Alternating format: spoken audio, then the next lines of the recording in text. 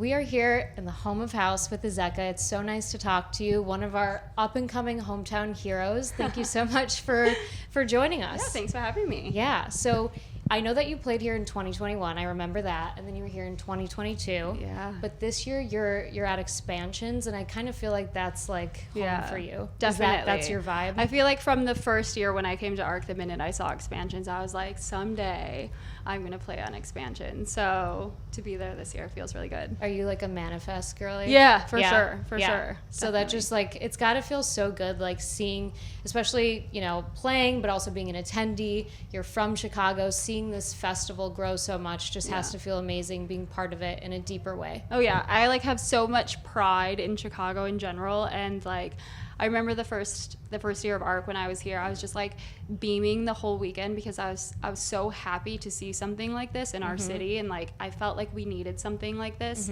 so badly, and it just it makes me really proud to be a Chicagoan. You know what it felt like? Like I always say that first year felt like a block party with thousands of your closest friends. Truly, it did. It was just like a big hometown party, which is like it's just the best, and it's like grown so much since then, and like hearing now all the people that are coming from like other states traveling here to come to ARC is just like, isn't it it's a really crazy? Cool thing. Like I've been tracking the conversation online and seeing people be like, well, like asking all these questions about Chicago. What about this? What about that? And it's just like crazy to think that they don't know. I know. But they're about to find out. The thing is, I feel like Chicago is such an underrated city in general. Like until people come here for the first time, everyone that comes to Chicago, even like our industry friends, they'll come here and spend a couple of days here and they'll be like, wow, I didn't know Chicago was that amazing. And I'm like, it's the best city ever. You just have to come. Yeah, like you can get around easy, but there's still so many options. And it's beautiful. Yeah. Like everywhere you look, there's something beautiful. Yeah. It's a really special place. And you've been like a big defender of Chicago. I feel like that's like part of your brand is like representing here. And we don't have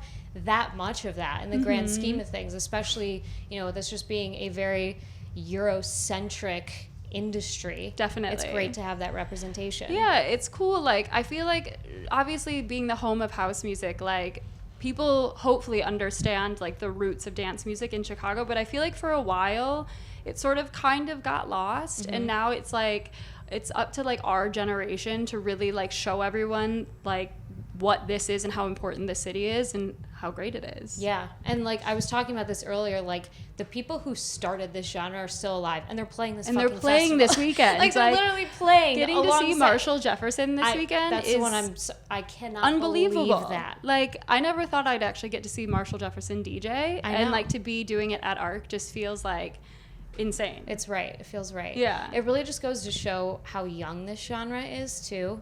You know, when you compare it to anything else, you're like, wow, we are in the middle of making history. Like Truly. These moments are history making, and I don't think the same can be said for a lot of other stuff. No, not at all. Yeah. So tell me about, because you have an event series. I remember Dirty Disco. That kind of came just out of the pandemic, right? Yeah. So what's going on with that? So Dirty Disco, I started basically as like a Chicago party. I just like wanted to get women to want to go out to clubs again, because I was hearing from so many of my girlfriends that they just didn't like the vibe on dance floors anymore. And I wanted to start something that was very like female forward, that would get girls to come out, because honestly, like as a DJ and as a patron, like if the dance floor is diverse, then everyone has the best time. And if the dance floor becomes too dominant of one specific type of person, things get weird. So that's why I started Dirty Disco. That's a very political way to say it. It was, politically like, correct, yes. If there's too many dudes on the dance floor, it's not a vibe. So, and Dirty Disco like ran its course, and it was amazing to do it here.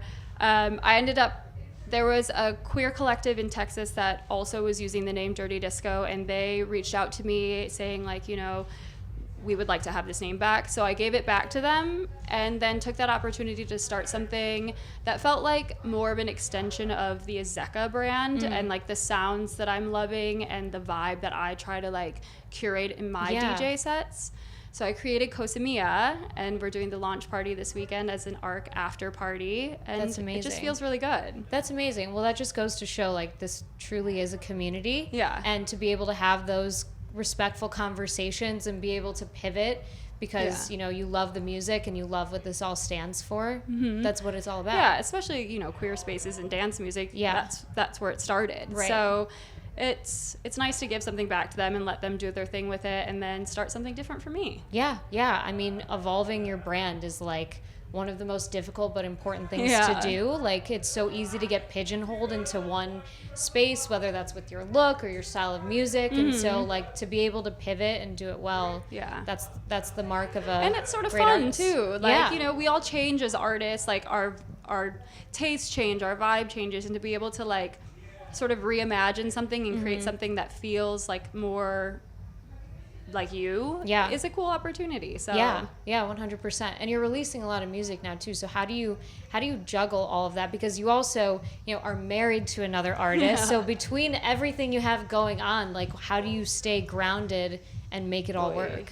It's difficult. It's definitely like there's a steep sort of adjustment because I started touring full time like last year, and I'm a homebody at heart, and I'm slow to make music, and it's definitely like a challenge, sort of like adjusting to all of these big changes. But I think honestly, like, just learning healthy habits and taking care of myself has been like the most important thing, like staying mentally and physically well, and like chilling on the drinking, like taking it easy more often than not, and like just focusing on things that keep you like sane and able to like work and also be creative is super important. It's so true. Like, you have to treat it as a marathon, and I completely vibe with you there. Like, as a homebody, I love this scene in this industry so much, but it can be very draining once you've had for sure a long weekend or even just one night out. Like, the recharging is so important. And when you're having to like, I'm touring, so then I'm out at shows, and if I'm like drinking at those shows and then I fly home and I have 3 days at home to try and work on music and I feel like crap,